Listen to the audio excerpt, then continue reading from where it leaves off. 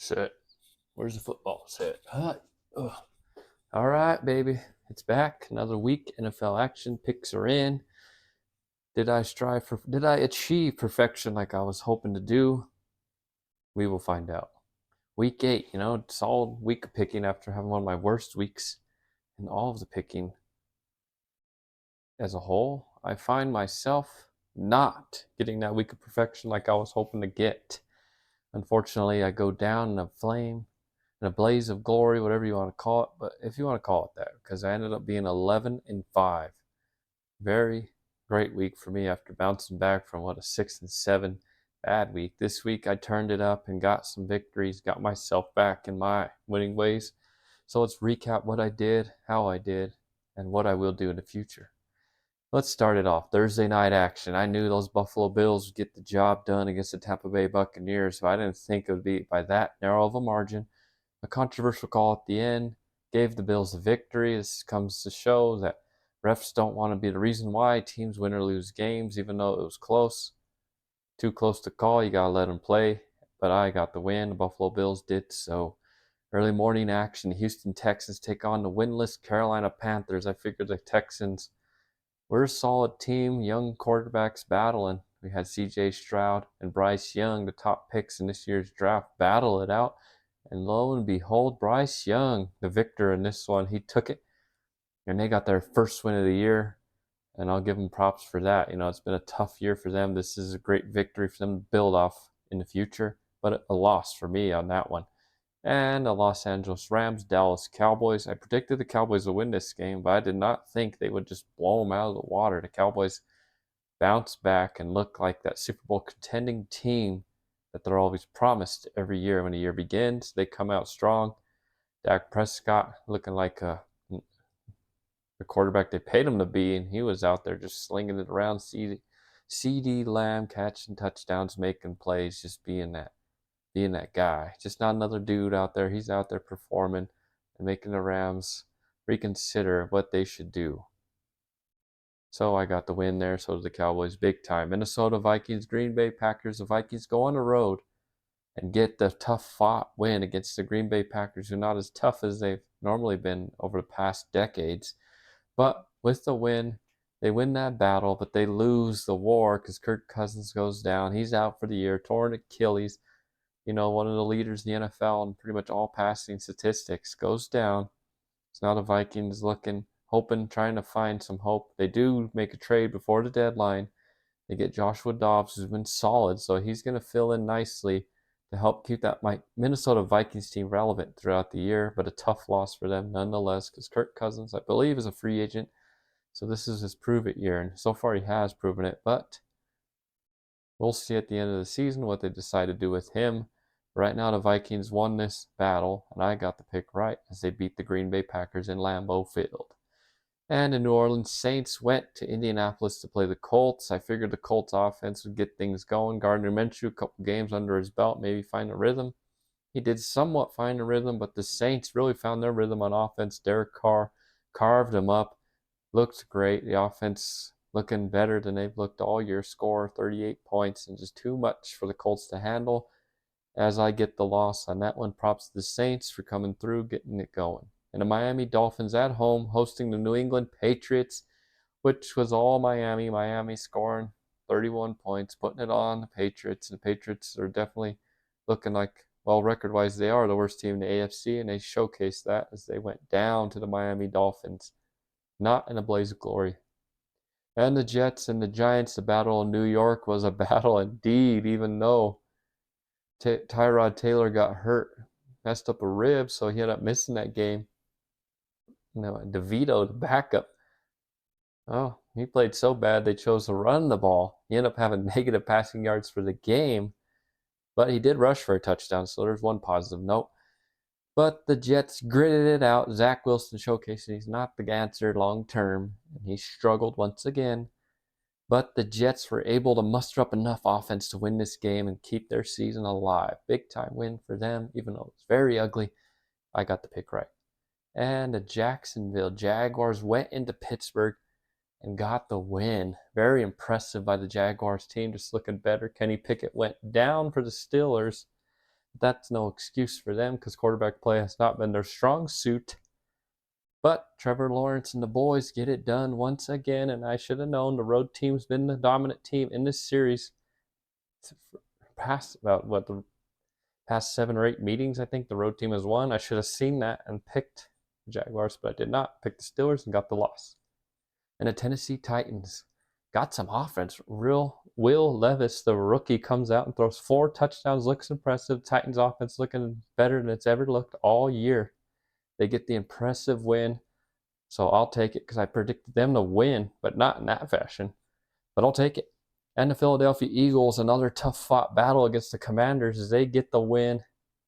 They move on. They're ready to play the Cowboys in the showdown of the NFC East as Jalen Hurns looks great. A.J. Brown, who is unstoppable, made some great catches. Great win for the Eagles. Tough loss for the Commanders, but they showed some respect. Eagles definitely respect the Commanders because every year they play them, it's a tough fought game. But I got the pick right. And the Seattle Seahawks get it done. You know, they came out early blasting, stuck it to this Browns team, but the Browns team was tough and unfazed as they battled back and nearly had a chance to win this game in the end. But Seahawks got the win, continue to be a balanced team, even though Geno Smith struggled. They still got the win. They're looking great coming out. Maybe turning some heads in this NFC West, being a team to watch. Under the radar with the Niners struggling, the Seahawks could retake the division. But I got the pick right. So Baltimore Ravens went into Arizona, a little bit of a slugfest at first. The Cardinals are that gritty team. They're not just going to hand you a victory, and they did not. But the Ravens, just too much for them, obviously. Got too much firepower, and they were able to hold on and achieve the victory, and I picked them to win. And this, the shocker of the week, man. 16 straight wins for the Kansas City Chiefs against the Denver Broncos comes to a screeching halt. And I was just as surprised as anybody else. It was cold, but it shouldn't affect the Chiefs. Even though Mahomes was sick, he decided to play the game. And he had a rough outing against this Denver Broncos defense, really stepped up to the plate. The Denver Bronco team as a whole really stepped up. They looked like they were quicker to the punch, faster team out there, and it showed. As they finally get over to Schneid, they give Mahomes his first loss to the Denver Broncos, so now he's 12-1, which is still impressive. But the Denver Broncos, big time victory for them, salvaging, maybe bringing some hope for the future in their season.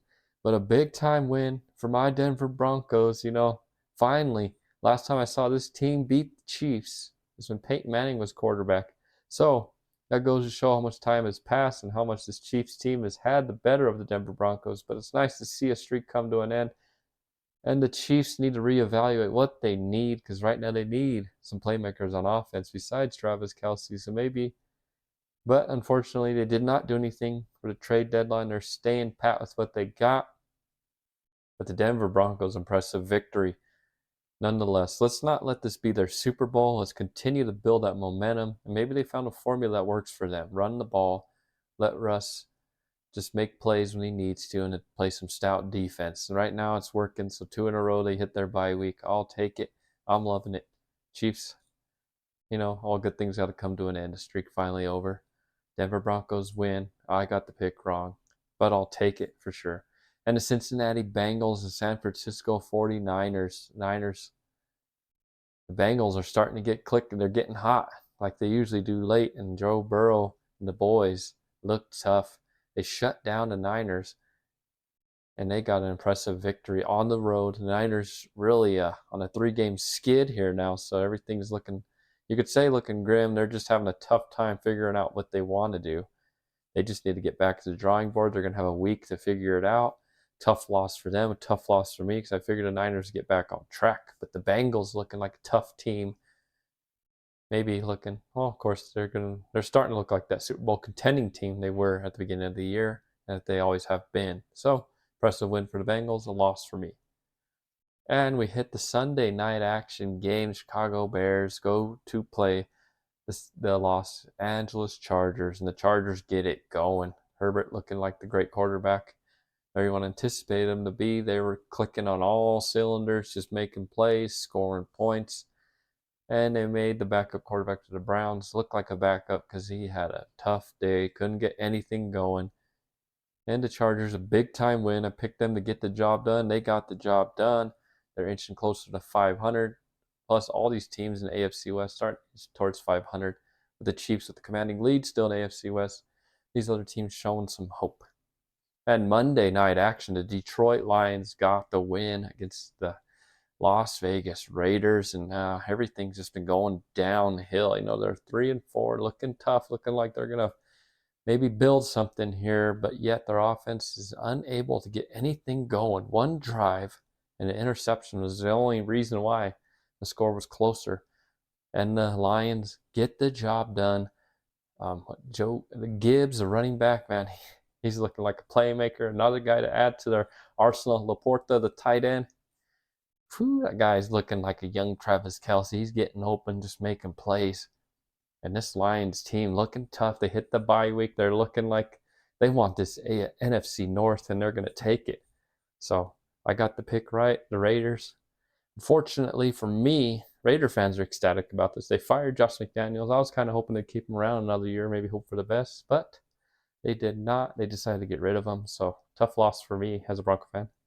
But round it all out, at the end of the week, I was 11-5. I will take it. Impressive streak for me. So let's see what happens. I make my picks for next week. So Denver Broncos off my team. So I'll just get to kick back and watch some football. So I'll see you guys. Have a great time. I'll see you. Remember, stay up, stay positive, and keep the momentum going. And I'll see you guys for my picks in my next video.